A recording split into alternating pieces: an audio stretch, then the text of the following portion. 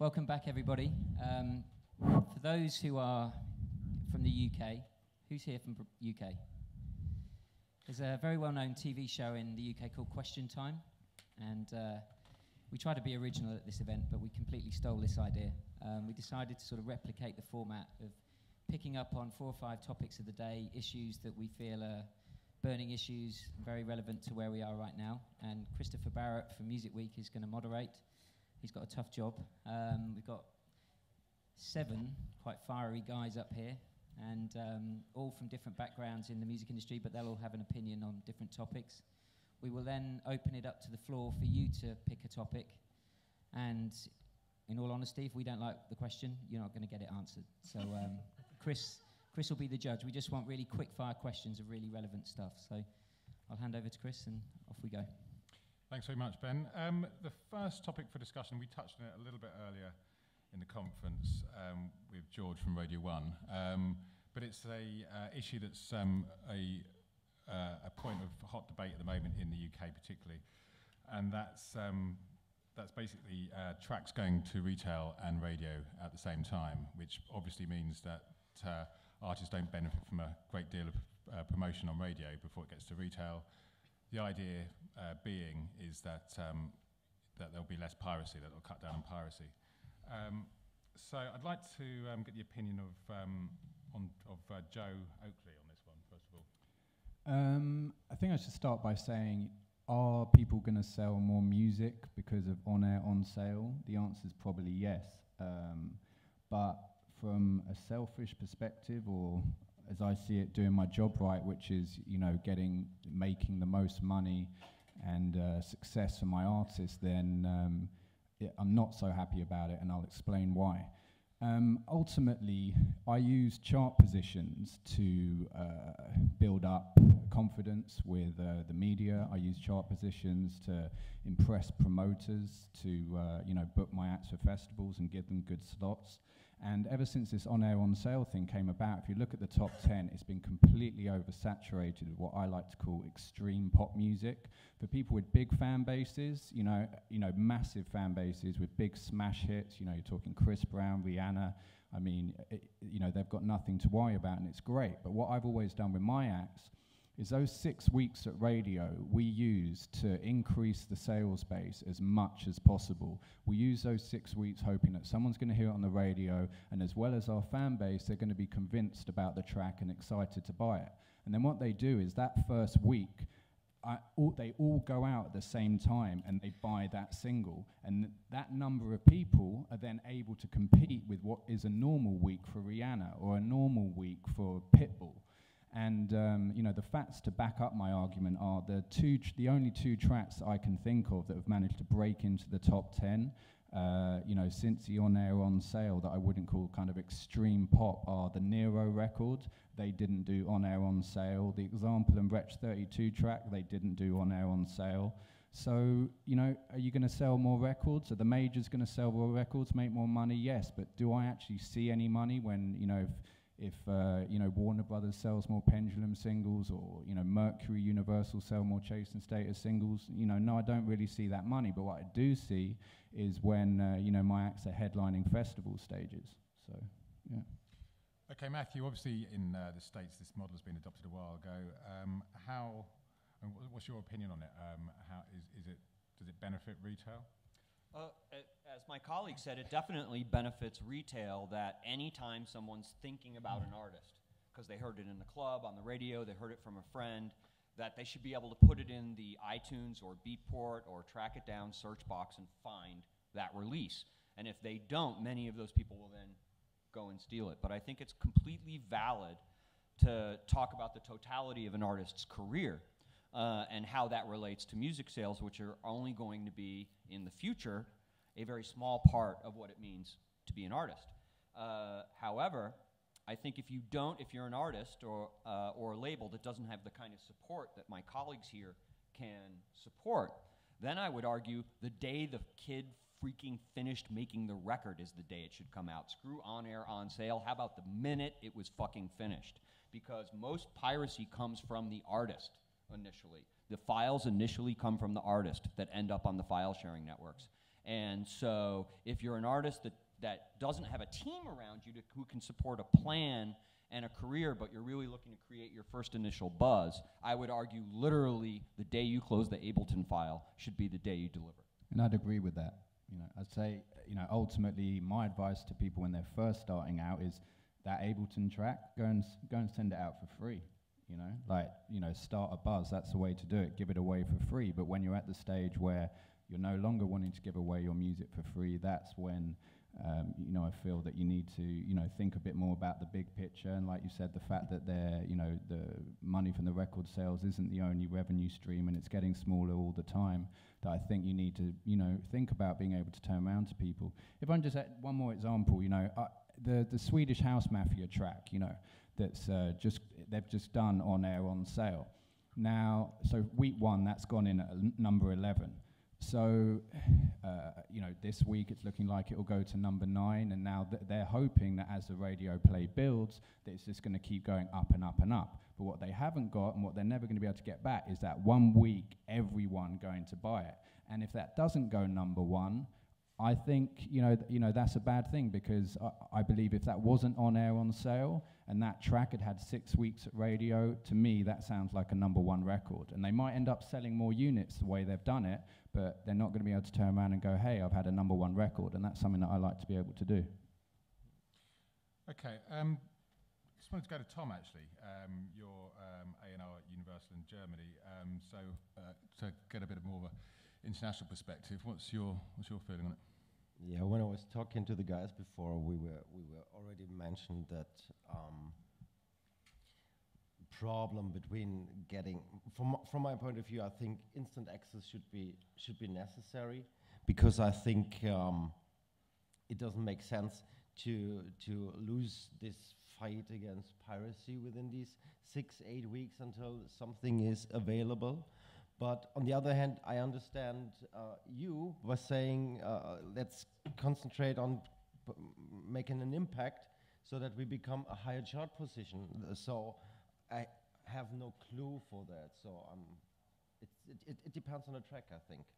Yeah, and that's another interesting point, is that Universal Records, who I have Chasing Status with, are saying you have to do On Air On Sale. Warner Brothers, who I do Pendulum with, are saying you don't have to. But luckily with Chasing Status, it only became policy after we'd already released the album, so that's fine. But generally, I just think it's got to be a choice anyway. It can't be a demand. So. Okay, Chris? Yeah, I think one of the key problems, taking on from what Joe said about how chart position affects live fees and positioning on festivals, which is my sort of core business.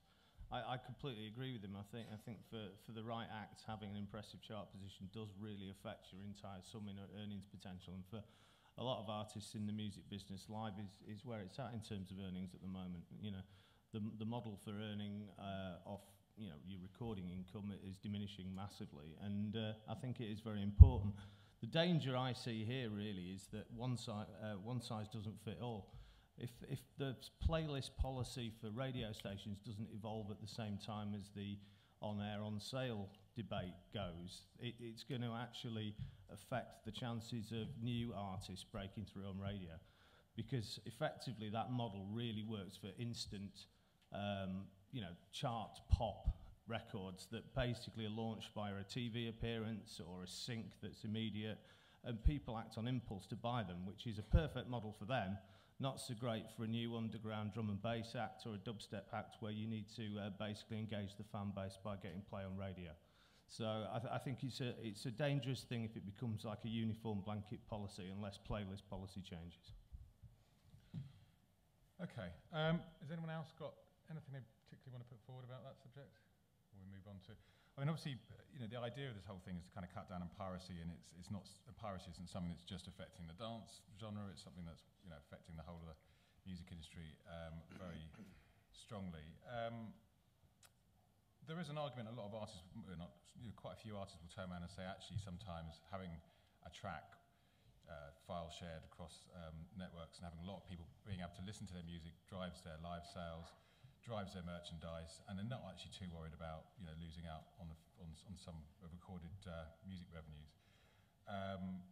what I'd like to do is obviously get some opinion from the panel. I'll go to you, Tom, actually.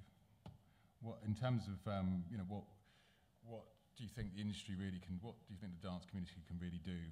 Is there anything, I mean, if we could find a solution, we'd get it straight away, but what things could be tightened up on? What do you think? To be honest, there is no, for me, there's no fight against piracy.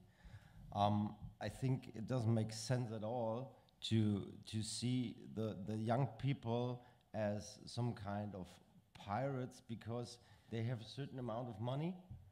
They're gonna buy their Sony PlayStation game and maybe they go to cinema, so they download the stuff. But I think it's a pretty homemade problem because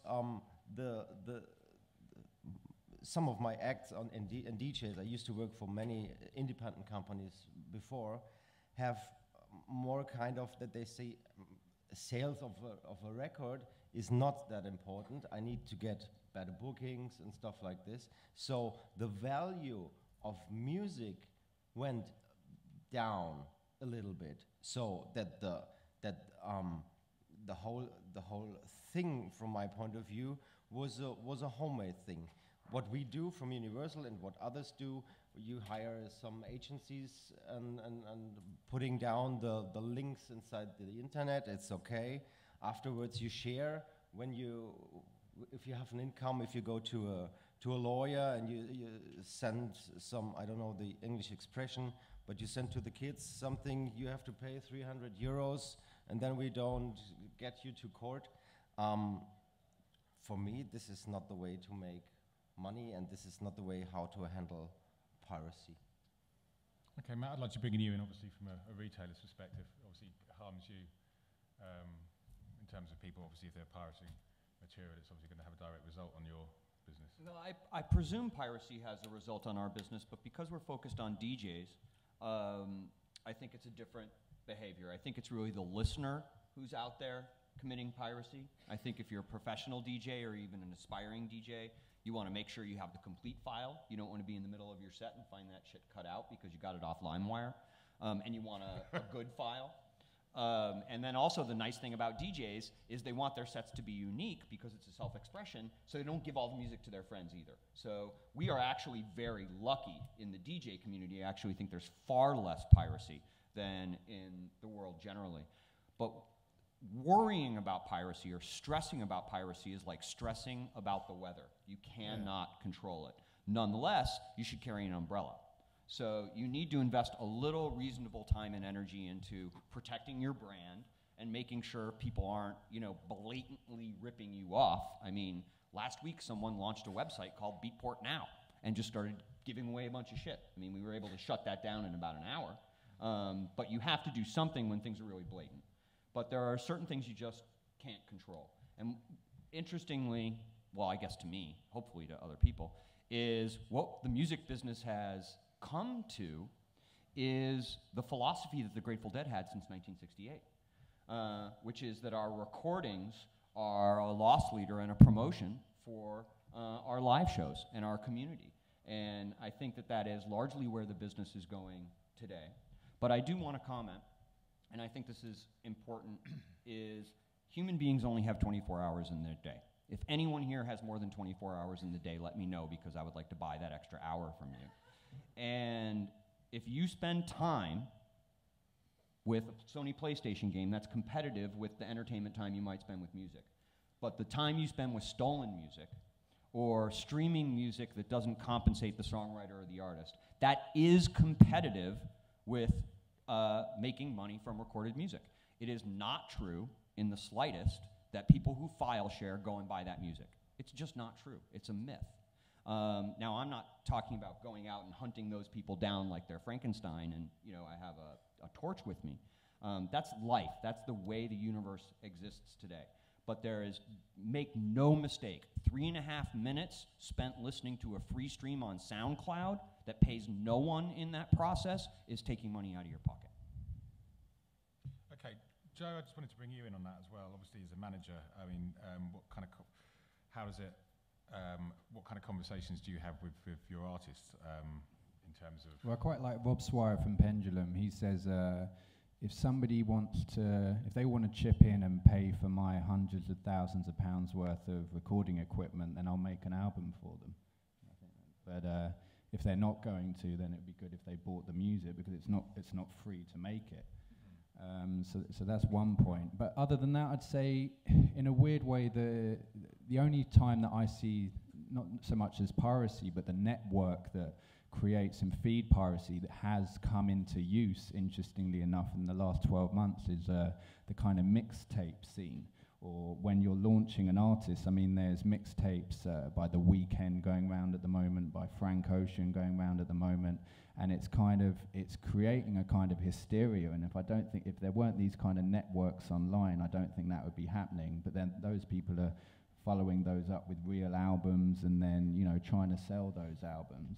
But, you know, my experience is that in the last 12 months, the battle against piracy, you know, at least, you know, people are being, you know, in terms of taking links down and going after LimeWire and links and things, you know, when it's a week before my album's out and we're aggressively taking those down, you know, it does make a difference when 1 minute they're there and then an hour later they're not. You know, you can actually, you do make it difficult for people. But, you know, that's the only time where I really fight it is, you know, before the record's released. Once it's released, it's out there. You know, like you said, it's the weather. Don't even bother trying. But, you know, it's a shame when, you know, it can take years to make a record, blood, sweat, and tears. And for that to, you know, you're affecting chart positions. You're affecting sometimes how these artists, you know, value themselves. Is like by, oh, where did I get in the charts? Or, oh, how many did we sell? You know, they've worked bloody hard for that. So for people to, you know, that's when I get pissed off. If, you know, if ultimately people who are meant to be fans are kind of taking away from that. Okay, moving on to sort of a bit more of a lighter note, really.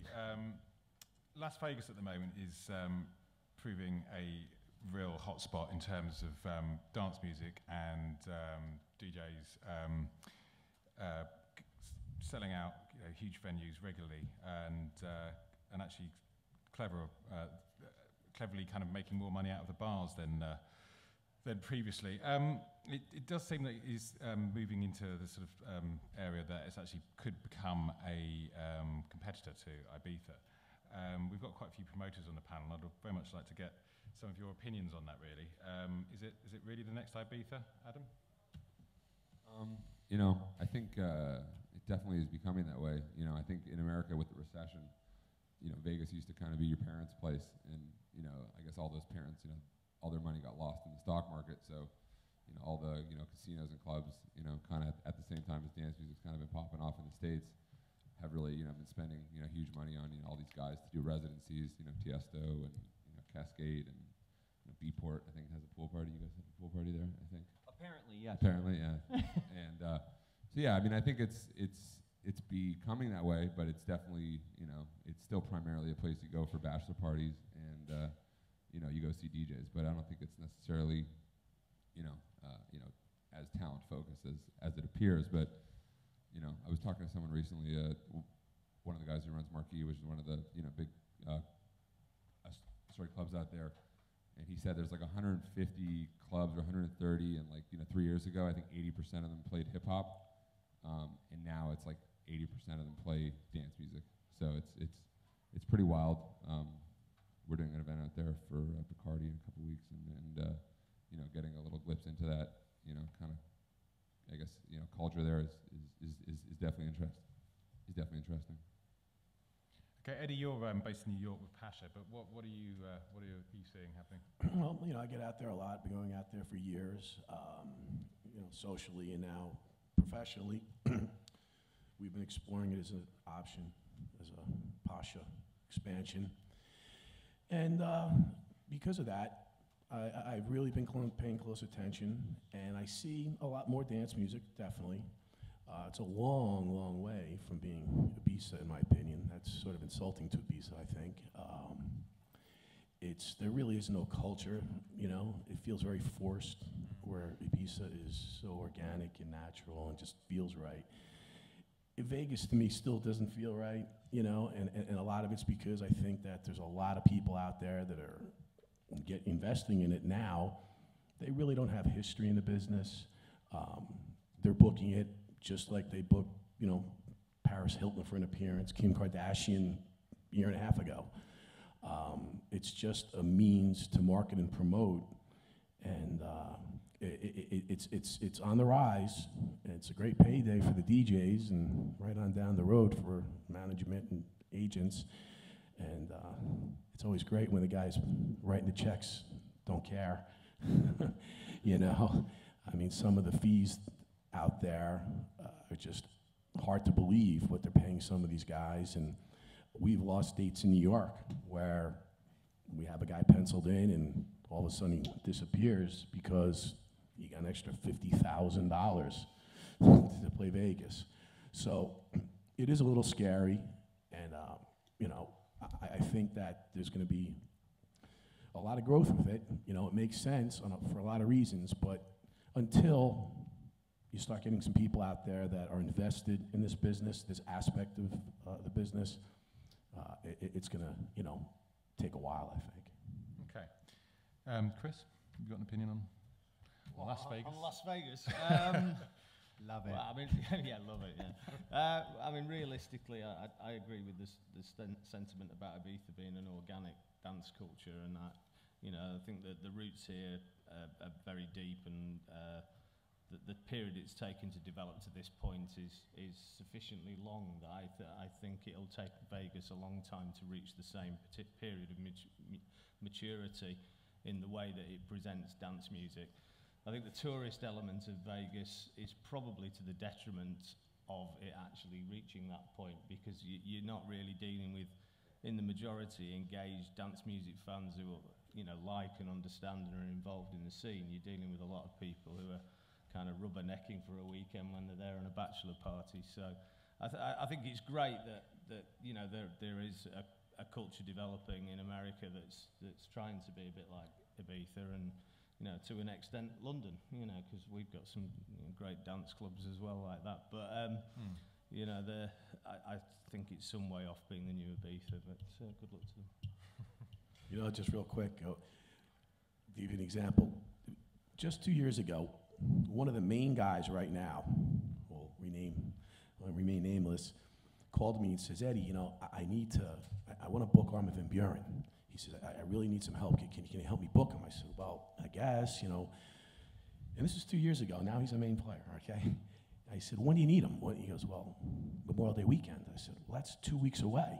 I mean, that was the mentality that he thought you can just call and get Armin van Buuren to come play in 2 weeks. In his completely inferior venue at that time. And now he's one of the main players in house music in Las Vegas, you know, so it's a long way from him.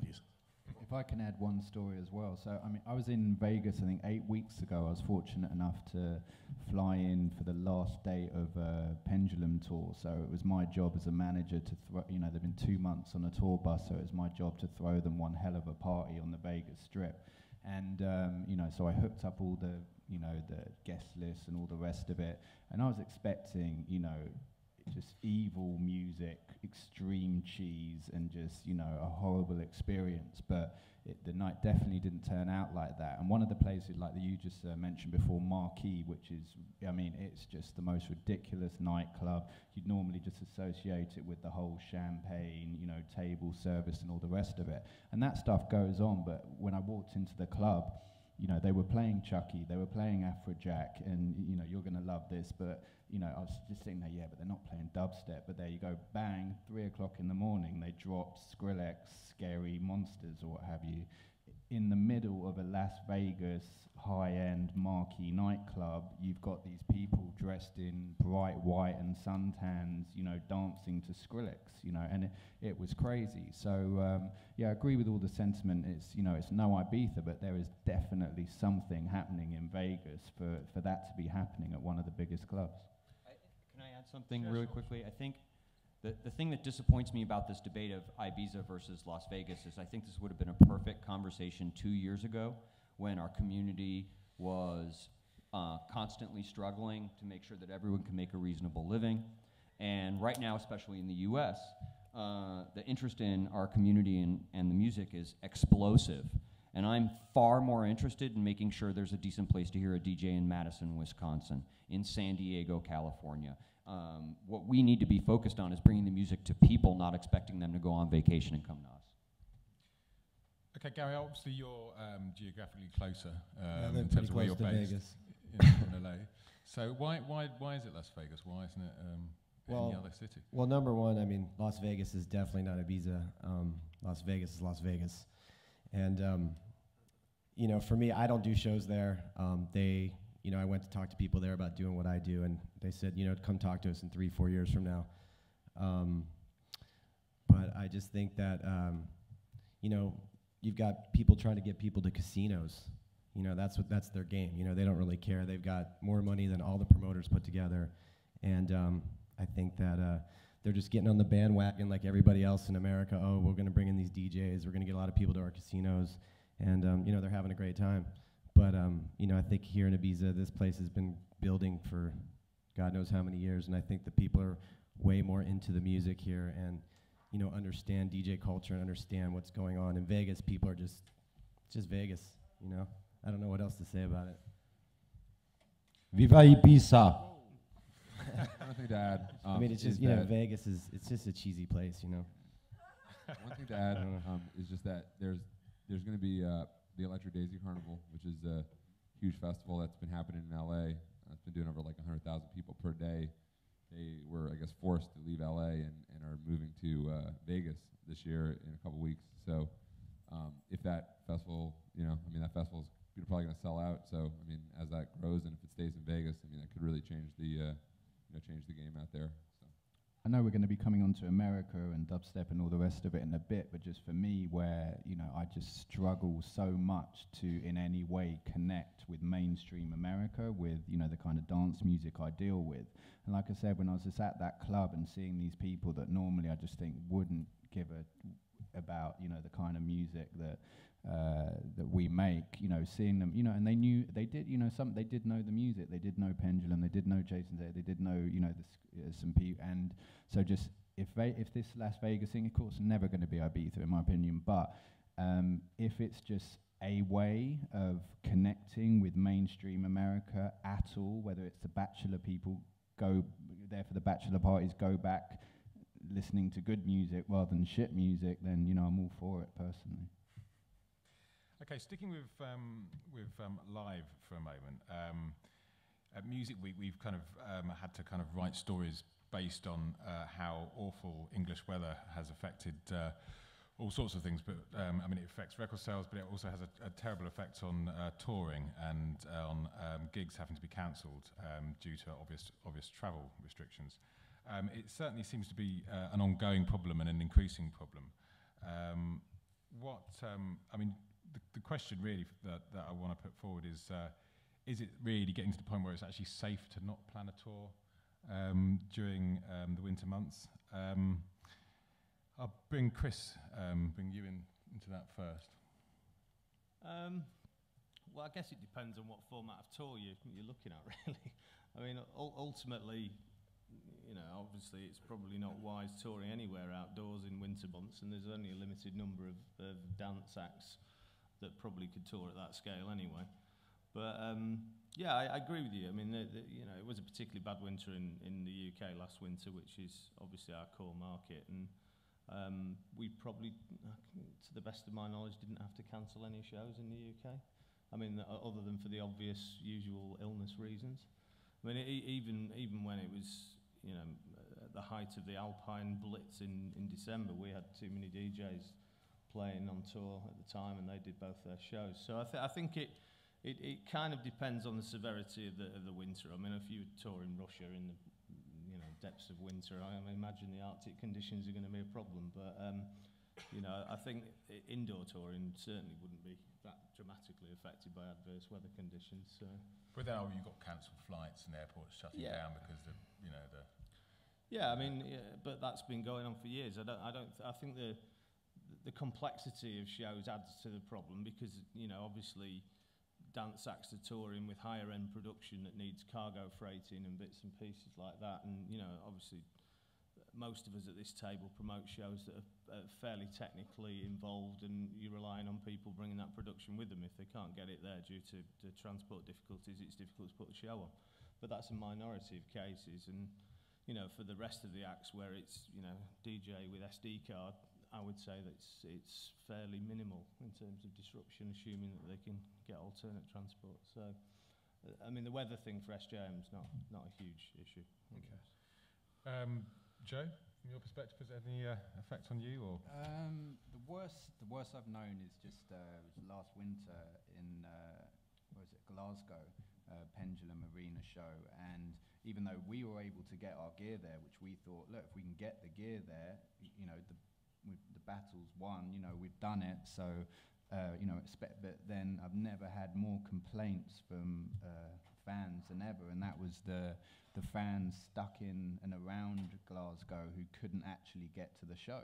And, you know, I thought there might be some of that, but I'd never, you know, when someone in Glasgow is at their house or outside Glasgow with however many feet of snow, it appears that they can't get to the city centre, you know, and we did experience that. So what we did then was anyone who missed that show, 2 weeks later it happened to be the Aberdeen show, and anyone with a ticket that missed it, we let them come to the Aberdeen show, even though there's still some guys that I don't want to go to Aberdeen, but we tried.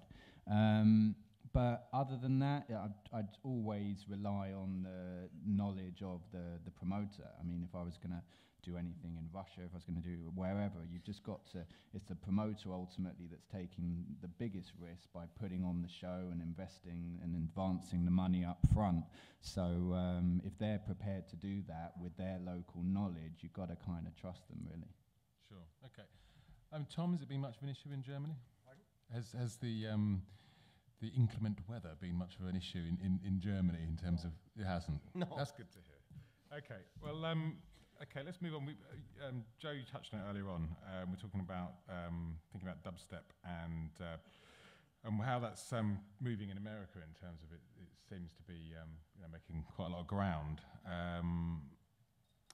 You brought it up earlier on, so I'll throw it to you first.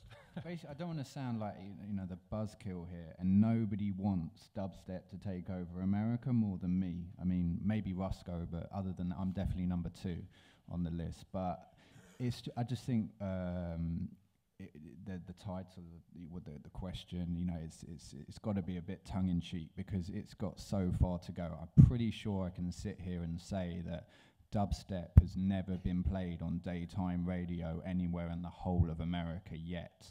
So if you think in the UK... See what happens? You bring up dubstep and the girls leave. Yes, there you go. There's your problem. But if you compare that to the UK, where now, you know, thanks to the mighty Radio 1, there's hardly a week where there isn't, or definitely not a fortnight where there isn't a dubstep track on the radio, and that is the biggest radio station with the biggest reach, playing dubstep music to everyone. And you again compare that to America, no play on radio. So I just think, you know, we've got to accept there's a long way to go. The other thing, you know, Rusco, the buzz around that guy is insane, and you know, he for festivals, you know, these like Electric Daisy are doing 100,000 people, and multiple dubstep people on a lineup is selling a lot of tickets. But the way that you really kind of judge, I think, artists, I think hopefully Chris and SJM from SJM would agree with me, is what you call hard ticket sales. That's where you're talking on a Tuesday night in the middle of nowhere at 8 p.m. What does that artist sell? And, you know, I think you've got a hell of a long way to go before Rusco sells out a venue on a Tuesday night at 8 o'clock in Wisconsin, as you said earlier. I sold out Rusco on a Monday in Atlanta. And Yeah, I sold him out Wednesday. Yeah, but in how New many York City. people are we talking? 3,000. 1,200, but 1,200, but yeah. whatever. I mean, I could have done 2,000. You know, it sold out quickly. I did 3,000 on Wednesday night in New York City. Yeah, but these are multi-bill lineups, aren't they? No, that's Rusco. It was me and Rusco. The thing is, I mean, I think the thing is with dubstep in America is it's, you know, there's certain acts that are really good. I mean, I did Rusco's first show ever in Los Angeles, and you know, it's definitely one genre of electronic music that's blowing up. Is it going to take over America? No, it's not going to be like the biggest thing in the world, but it's definitely got its slice. And there's a lot of really good acts in that zone. I mean, when Rusco just finished his tour in LA, Cypress Hill came out and played a track with him at the end that we lined up. And I think a lot of the hip hop kids get into it because of the tempo, and they can really get into electronic music because, you know, you can listen to it slow or fast. So will it take over America? It's not. I mean, it's not going to like beat out. There's no radio station that's ever going to be like a dubstep Like I was saying, radio nobody station. wants Rusko to be bigger than me, Yeah. but I just still feel that on any kind of mainstream level, you've got to agree with me, Rusko in the mainstream in the way that we would say, similar names in the UK. No one knows who he is in the mainstream. Yeah. I mean, So There's but, not going to be Adele in the U.S. anytime soon. but, but we're not, we're not looking at the main. We don't care what the radio does.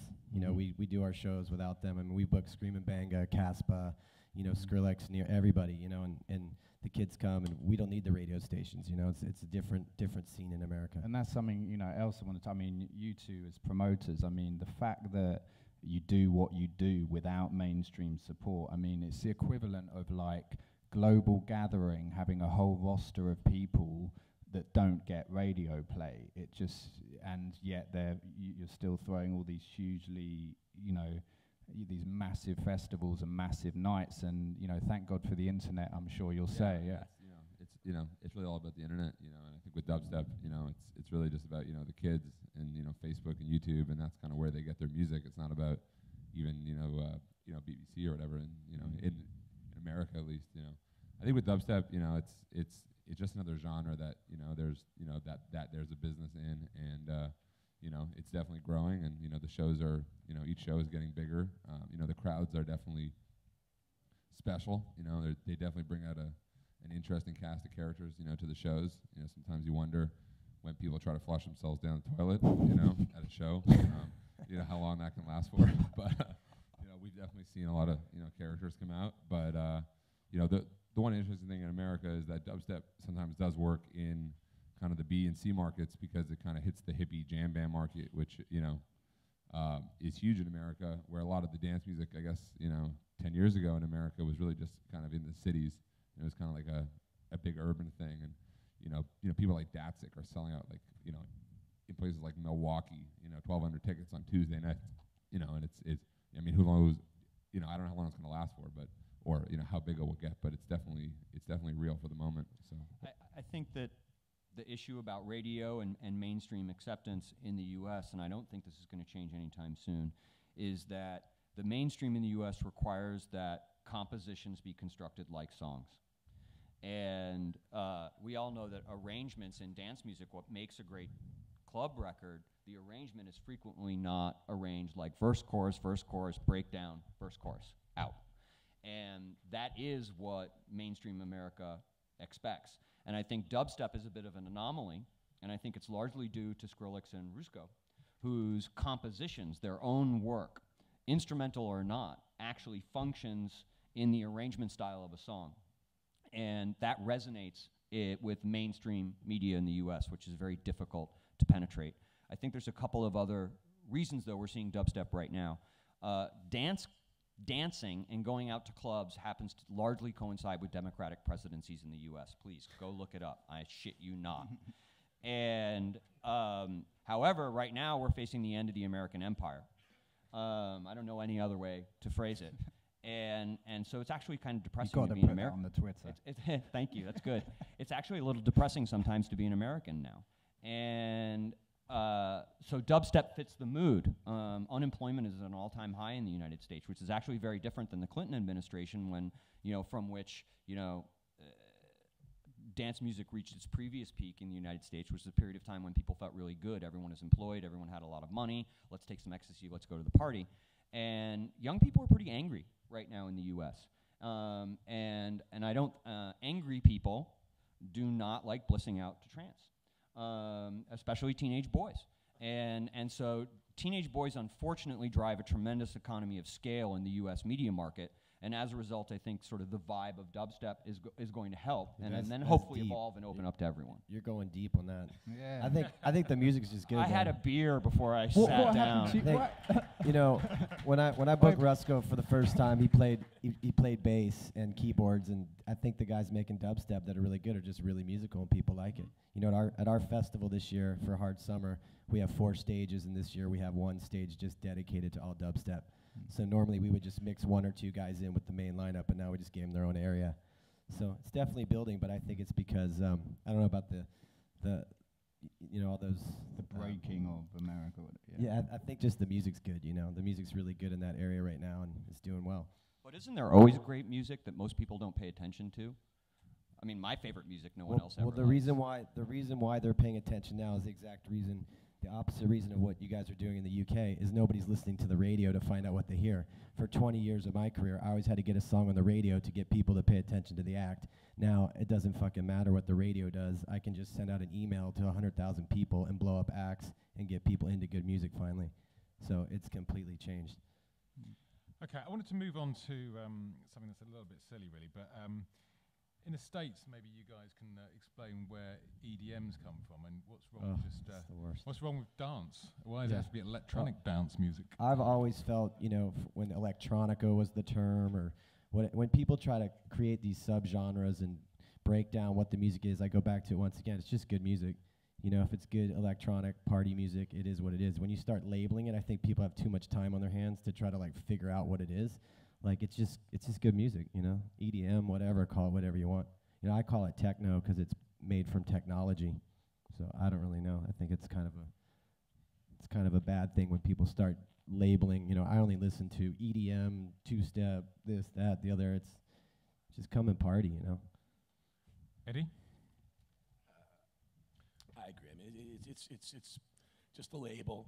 It hasn't changed anything. You know, if it's something to help people latch on, so be it. But I'm mad because that's the name of my company, Eddie Dean Management, EDM. So I'm a little bummed they kind of stole that from me. Didn't you get the patent? You're not holding that? Damn. Dummy. Live Nation will buy you. What do you think? I think if people want to call it chocolate sex pill, I'm okay with that. I don't give a shit. That's better. Right, let's leave that there. I want to open up to the floor, really, to see if anyone's got any questions for this esteemed panel of experts. Any subject you like, within reason.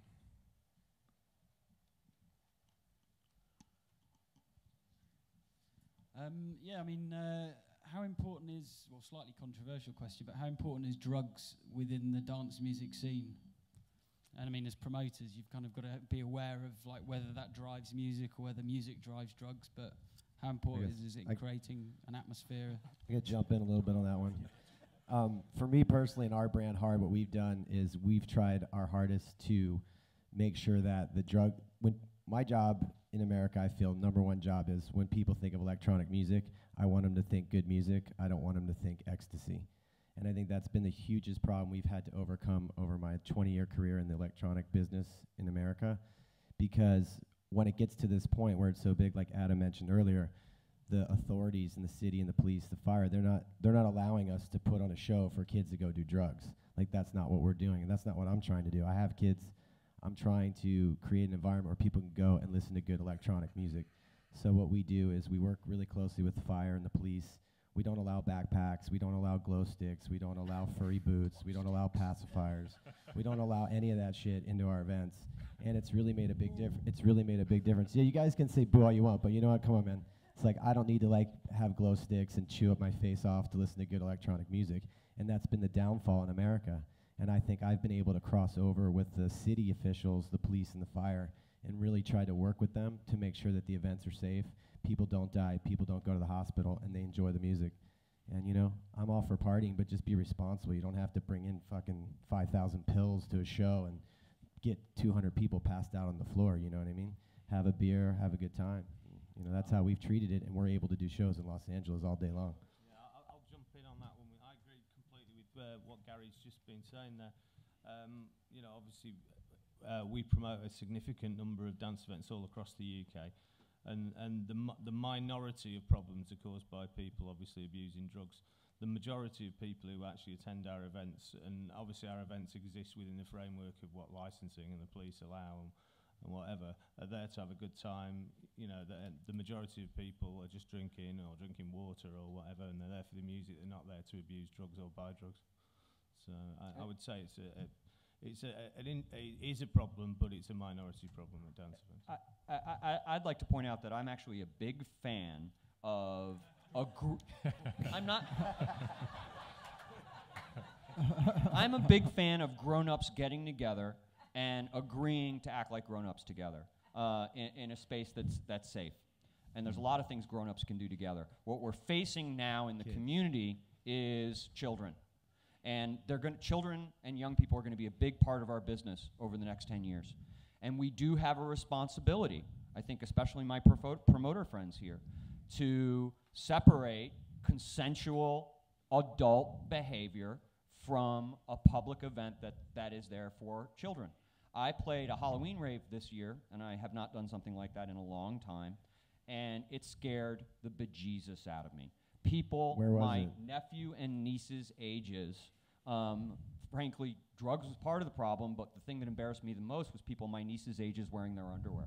Yeah. It is freaking shameful that us as adults, frankly, support 13-year-olds acting like they're 30. And I do think we can create a safe environment for that audience where they can enjoy the music and grow into adult behavior. But our audience now includes children, and there's responsibility with that. We have age limit on all of our events that we do. We're 18 plus or 21 plus, so we don't let those people in anymore. Can I just say, I think Gary made a really important point earlier, and that's the perception of the EDM scene, as I think we're told to call it, in America, and you know what that effect that has on how it's perceived and by the mainstream or the public at large, and even more so the media, these people that, you know, we're trying to get behind electronic dance music and give it more coverage so that it can become a bigger scene, you know. And I had a, you know, real experience of that, you know, when I first went to America with Pendulum, and I was you know, all super excited, and I thought, you know, they're a bit rock and they're a bit dance, if anyone can do it, we can, blah, blah. And the amount of times that I met with radio people, and they came, you know, it'd be the head of a station, the programmer, and I'd have the meeting, and he goes, I like the music, but I've got to be honest, you know, this is candy raver music, and that's, you know, what he called it, and what he's referring to there is the furry boots and the glow sticks and the drug culture, and ultimately those radio programmers don't believe that playing that stuff is going to get them any more advertising revenue. So like Gary said, you know, the perception, you know, if it's all about people chewing their face off, ultimately, I don't think it's good for, you know, dance music in general. How much is for you, Eddie, in New York, Pasha? I mean, how much is a challenge to? I was hoping to stay out of this conversation.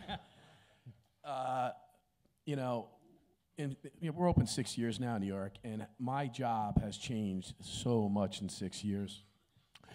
I spend so much time training staff, reminding staff. I can't sleep at nights. Just worrying about staff doing something stupid. In New York, you know, in the 6 years we've been open, there's probably 30 nightclubs that have disappeared. And we are under tremendous pressure, like most cities, big cities are, from the authorities. New York City has 33,000 cops, and every one of them hates nightclubs. Cops don't hang out in clubs, they hang out in bars. So to them, they don't even understand our culture at all. The conversations I've had is just shocking how uninformed they are. Clubs, drugs, that's where it ends. And so I meet regularly with the authorities, and I've been trying to do my best to educate them. And we have to demonstrate it by showing them all the steps and measures that we take to prevent and minimize this issue. You know, people are gonna do what they're gonna do, but, you know, if you're coming in, like Gary said, and you got a bag full of pills and you're looking to get your hustle on in my club, it ain't gonna end nice. It's not gonna end nice, because you're gonna ruin that experience for everybody. And for this business industry to go forward, we really, really need to unite and sell ourselves as professionals. And it's gonna be very crucial going forward, very, very crucial. Okay, thank you very much. Anyone else? The lady on my left. Hi there. Hi. A couple days ago, there was a conference here called Everything's Gone Green, and it was a mandate for the touring DJ that Richie Houghton presented, and he was talking about a green rider that he was sending out to different promoters. And I was just wondering how many promoters up there are starting to receive like these sorts of green riders from artists. I've never gotten one ever. Yeah, nor have I. I've never got one. Me neither. There's nothing green about flying on planes.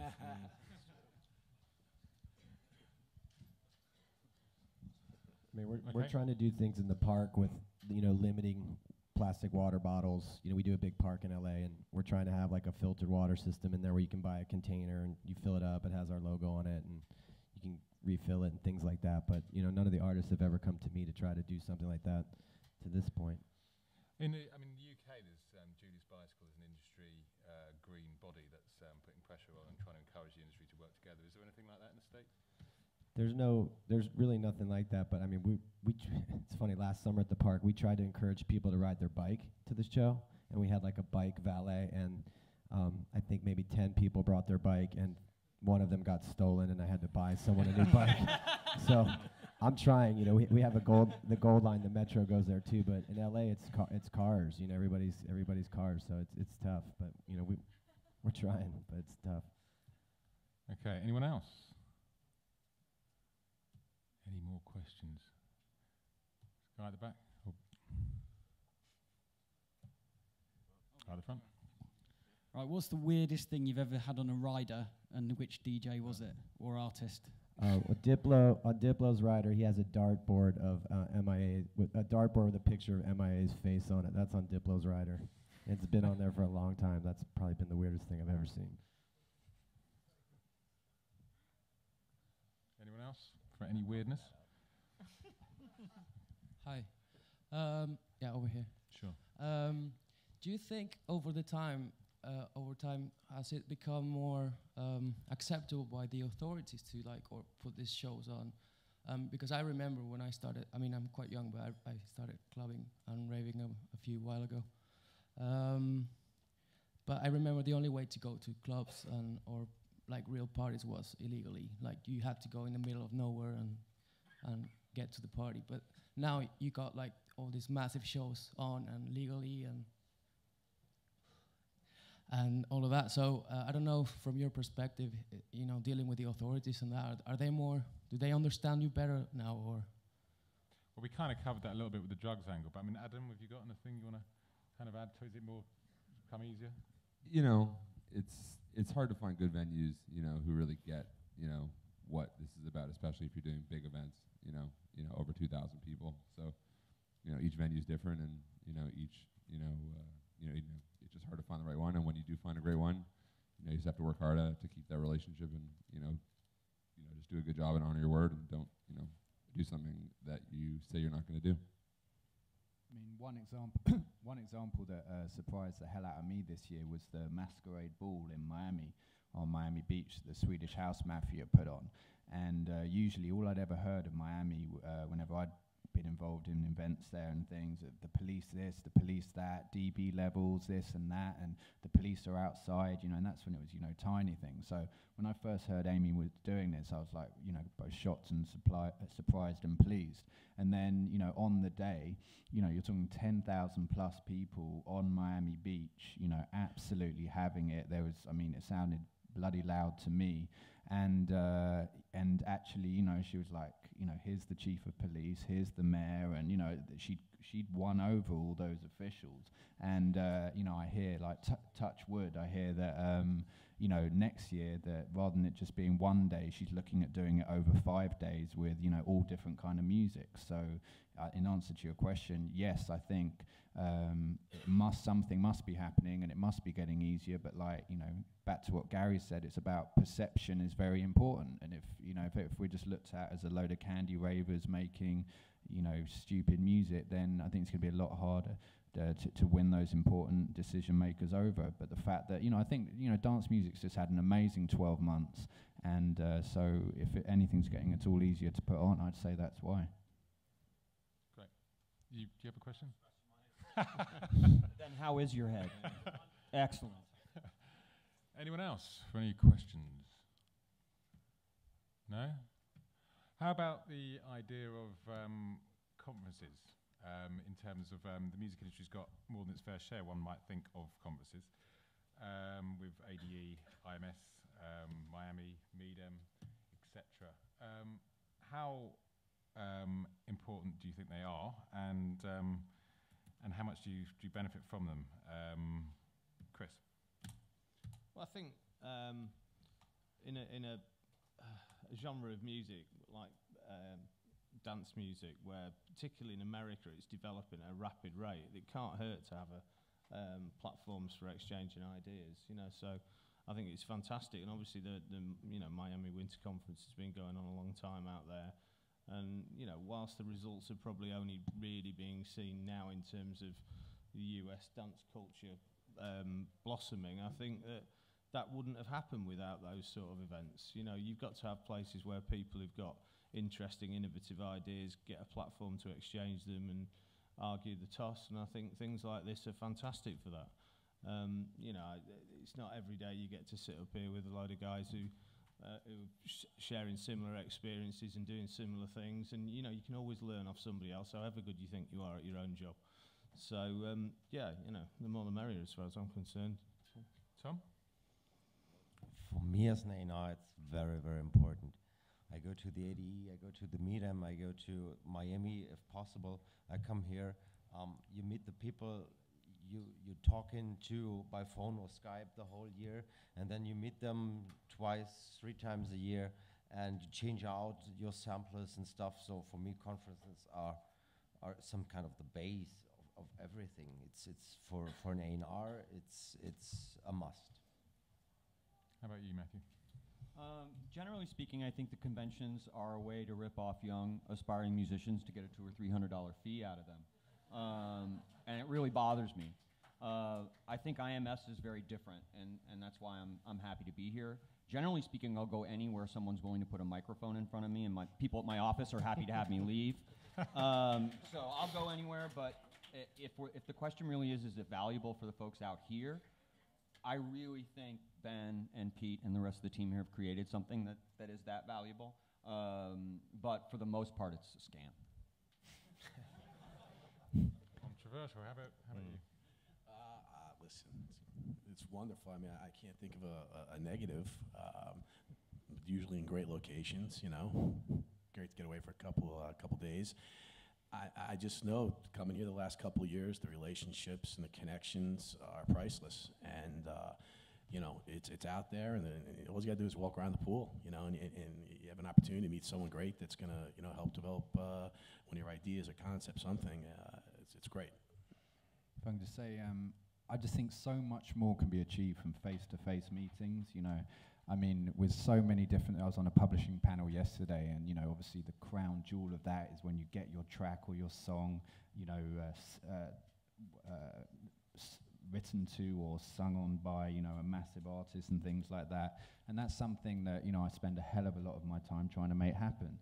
And you can do so many emails, yeah, but you meet that person face to face, and just so much more seems to happen. You know, I'm pleased to meet Gary, who I've, you know, haven't met before, but, you know, known a lot about, and some of my artists, you know, I'm hoping to have on, you know, his shows this year, and yeah, various other people. It's just, you know, email can be, you know, really bad thing, I think, sometimes for that, and these kind of things where you're able to see, you know, some really important people face to face, I think, you know, it's absolutely brilliant.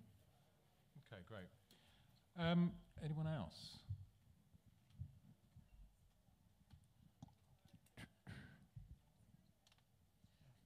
With dance music and everything like that, I think what a lot of people actually enjoyed the most about it was the fact that it was underground and the fact that it wasn't mainstream. So it's something that not everyone had heard before. So now that it actually is becoming more mainstream, where do you think the original lovers of these genres are going to go eventually? I mean, because essentially I could see them that they're going to walk away from it. Essentially, that's my general perception of it. But where do you think it's going to go afterwards, as it's going at the moment? Okay, Tom? It's always in waves, I think. For me personally, dance music was always there, and right now I'm at Universal. Right now it's a major. Now for them it's more interesting maybe than 5 years ago, but 10 years ago at Universal, dance was very, very big. So it comes up, it comes down, like everything in life. And for me, it's a genre which is there and will be there forever. Anyone else like to pick on that? I think that however overground it might go, there's always that underground club for you to go to if you want. You know, Pitbull might be over an Afrojack tune, but the same week, you know, of course, in your, you know, if you know, in most major cities, you'll be able to find, you know, I hope, you know, a club playing, you know, the more underground variety, if that's what you want. I think there's something for everyone. And personally, if there's great stuff going on at the top, I think ultimately, you know, that does feed down to the bottom in a number of ways and can only be a good thing. And I think it's important too for all of us up here on the panel, you know, to make sure we book the right things and put on the right kind of shows. So as long as we do quality music, you know, it'll stay strong. Like you said, there's always underground parties. Errol Alkin told me, you know, dance music, it's like the flu. It goes away, but always comes back stronger. And, you know, I think if we, you know, at least my outlook in America is I'm trying to book the best quality electronic dance acts that I can to keep the genre going, you know, because what'll happen, like the guys in Vegas and certain things, they're just getting so crazy with this music that it's gonna, you know, it could really blow up in our faces. So my job is to try to just keep booking credible acts and just keep growing it at a nice pace. Okay, great. I think we've got time for about one or two more. So anyone else? Go at the back on my left. Any microphones? They've given up. Shout it out. Shout it out. The microphone goes. You want to shout?